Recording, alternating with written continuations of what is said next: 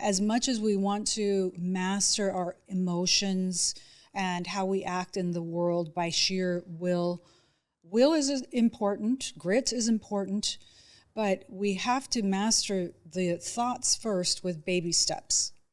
Because if we don't master those thoughts through baby steps, then we are just a result of all that has happened to us. And it even starts in the womb, right? Some people, their parents maybe were drinking when they were in the womb, or they were fighting a lot. All of these things are part of what's creating those cells, that fetus that eventually becomes a human being. Because the fetus can literally feel what's around them as 100%. Well. And everything that we are is energy. And it doesn't have to be woo, for example. It literally is energy, right? You know that when you consume food, they call calories energy. So everything is energy, and we start by being a particle, and eventually we become these extraordinary human beings. But in the meantime, while we are becoming this human that we are, there were thoughts that were put into that process. And it even starts, why are you here? Well, at some point, you had a male and female that had thoughts about each other, right? We can make it very practical. And those thoughts created chemical reactions in them of excitement, of interest, of love. These became strong emotions. They came together and they procreated more extraordinary, beautiful life. But it did start with a thought. And so everything does start with a thought, and it does physiologically affect the body. We can talk about that it's a chemical reaction, and we can look at the practical side of it. So there's never anything that anyone does in life that did not stem from a thought. And even when we look at trauma, for example, one may say, well, you're carrying all that trauma in your body, and that is true. But how can we remove the trauma from the body? We have to start with the thought and the acknowledgement that, hey, I experienced this trauma. Now I have to decide, am I going to be that person that for the rest of my life is the result of my trauma? Or am I going to look at what were those initial little thoughts that were implanted in me from, it could be before birth or after birth, that are not serving me, that are creating those feelings of anxiety or of life is not worth living. So there is that part of the thought process, and diving a little bit more into that, because I think it's so important, especially for the work that you do, of when a person gets to a point of depression that literally there was no more desire, there was no brain chemistry that helped them to keep holding on and living. We have to address not only the thoughts, but we also have to address the physical body, right? We have to tackle our traumas from all areas. So mental, emotional, physical, and spiritual. And if we neglect one, especially when there's something severe, this is when we don't stand a chance. Sometimes when the trauma is very severe, where it's to that point of suicidal tendencies or a depression that's so severe that keeps people hiding at home and not living life, we have to use all of the tools at our disposal. Yeah, this is so good. I love the way you explain it, because that's where I saw it. It was just so severe that any communication was kind of blocked. It was like a wall. I couldn't get through that wall.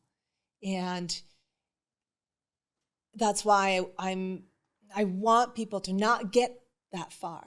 Start noticing the signs before nobody can almost reach you, it seems like. And I love that it's the physical as well, because what are they putting in their body when they're in that state? What are they eating? What are they watching? It just kind of continues that spiral of the dark. And because I noticed the more he dove into kind of depression, the more he drank, the more there was pornography, the more there was just everything we watched was just so much fear. There was paranoia. There was more drugs, more of everything. And so I think he was just so depleted of that light inside him. And it made it really hard to reach. And I know it all started from avoidance and suppression of his childhood. You know, I know he had shared a lot about his childhood and had never wanted to address it. And so just becoming aware and wanting to see it, because oftentimes we just want to push it away. We don't want to go there. And we think maybe if we push it away, it won't affect us. But what you're saying, that it is in our body, and we almost have to dive deep, you know, like go scuba diving in the dark, dark ocean, and we have to go see it to get out back to the light. You know, we have to address it. And how would you tell someone to address it? Because you don't want to relive these traumas.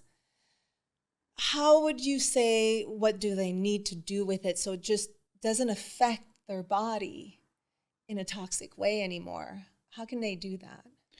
Well, the first thing that is essential for any of us to do is to be our number one fan, our number one self-observer, our number one stalker.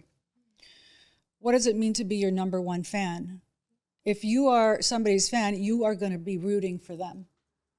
And if you were the head of the fan club for yourself, you would be making sure that you do absolutely everything to make this extraordinary idol of yourself look great all the time, feel great all the time, make sure they have everything that they need to succeed, right? So we all live in a world with a lot of busy people, and most people have an extraordinary heart. They are very good, and they're here to serve humanity. But most people are very, very busy, right? So we have to take the time to give ourselves the resources that we need to thrive and to be our best self. We need to observe ourselves all of the time. So if we are realizing at some point in time, you're like, oh, wow, I'm being very reactive. I'm being very snappy.